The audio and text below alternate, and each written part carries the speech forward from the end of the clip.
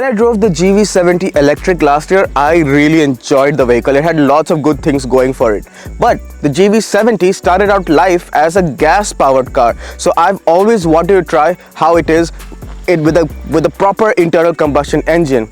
Now I finally gotten the chance. Welcome everybody then to the 2025 Genesis GV70 with a gas engine. This has a 3.5 liter turbocharged engine.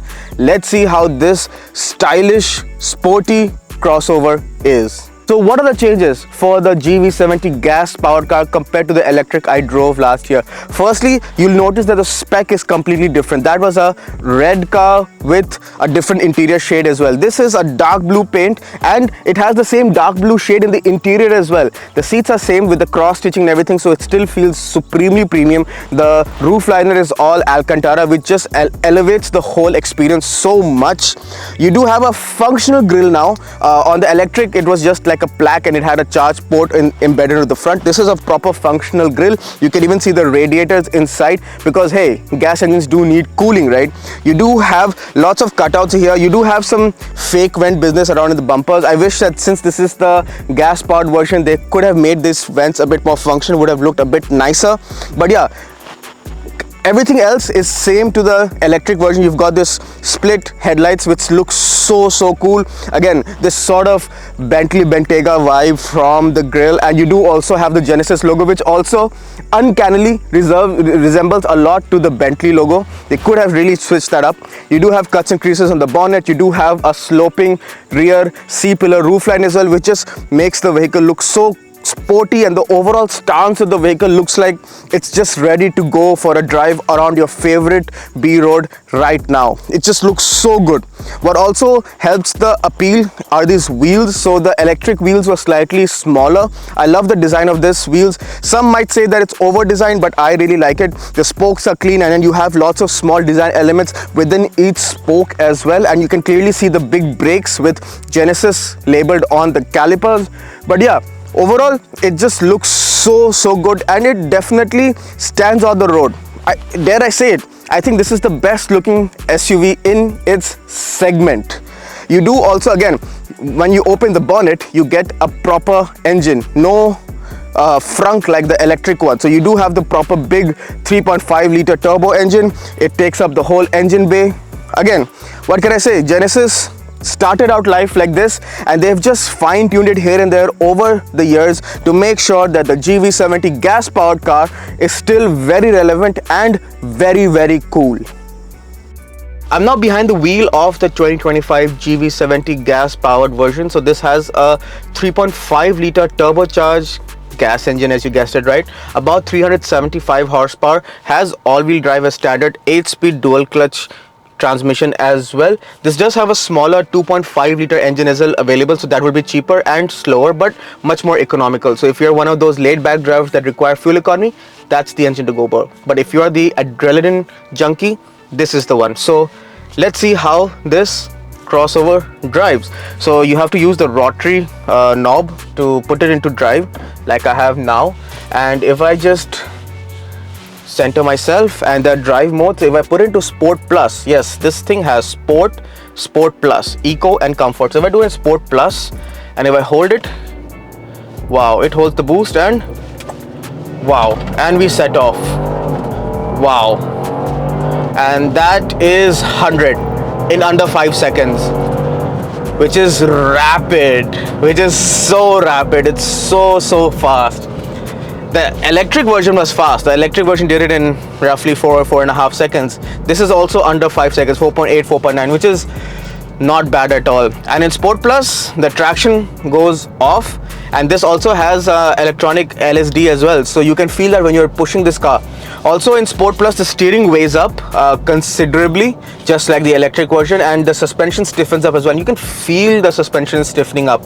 I'm a bit on a patchy surface of road, and I can feel the body has much more undulations, that you can feel a bit more than undulation, but it's not uncomfortable in any way. This does have 21-inch wheels which look really good, but again, as I said, it's not uncomfortable in any way, which is commendable the way Genesis has tuned the suspension. And if it's too uncomfortable for you, you can always just put it back into comfort and just glide and cruise and just relax. which is just perfect. I love the dual personality that this car has, and just the fact that you can have fun with it and daily drive it. Like, I have in comfort now.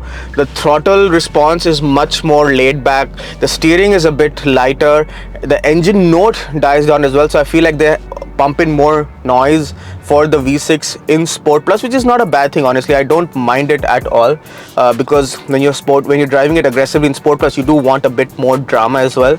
But yeah, in comfort, it just feels so laid back, so nice, so comfortable, like every Genesis, which is so cool. But if I put it back into Sport Plus, it drops a few gears and it just picks up. Wow, it is fast. It is proper fast, this car. I absolutely have been enjoying driving this car around in some twisties. Oh, and it's all pumped in noise, but it sounds good. Like, I genuinely have no complaint with it. It just, the steering feedback is so good. It weighs up so beautifully.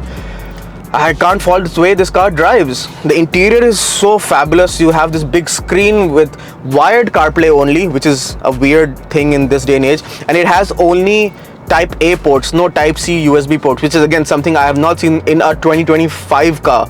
Everything else feels so premium. The seats are so comfortable. You have massage options for the driver as well. What can I say? Genesis has literally all the bases covered. They have left no stone unturned. The interior is fabulous. The driving characteristic is flawless. The fuel economy is probably the only chink in its armor.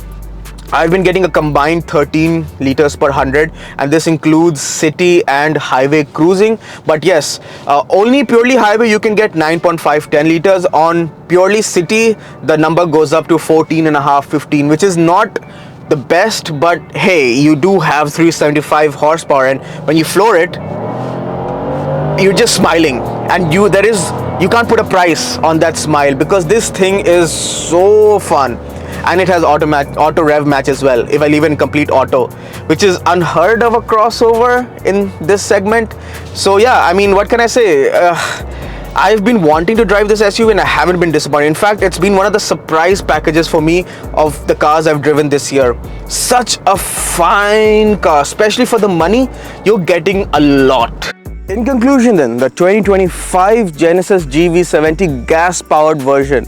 Well, after driving the electric, I really like the car. I know for one that the car drives really well, handles really well, is supremely luxurious inside. Those things haven't changed for the gas-powered.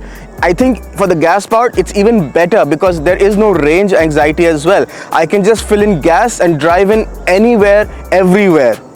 At around $80,000 for this 3.5 turbo Sport Plus, I think it's pretty good value because it goes up against the likes of very formidable cars like the X3 M40i, the GLC 43 and the works.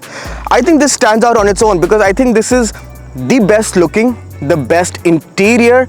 It handles really well. I think the engine is supremely punchy. The fuel economy is really not the best, but when you're having so much fun, who cares about fuel economy, right? Unless you're driving like 25,000-30,000 kilometers a year, that's when you'll only worry about fuel economy. But otherwise, I feel like this is probably one of the best cars in its segment, and it's normally slept on, which I don't understand why. I mean, if I were in the market to buy a sporty crossover, this might just be one of my top contenders.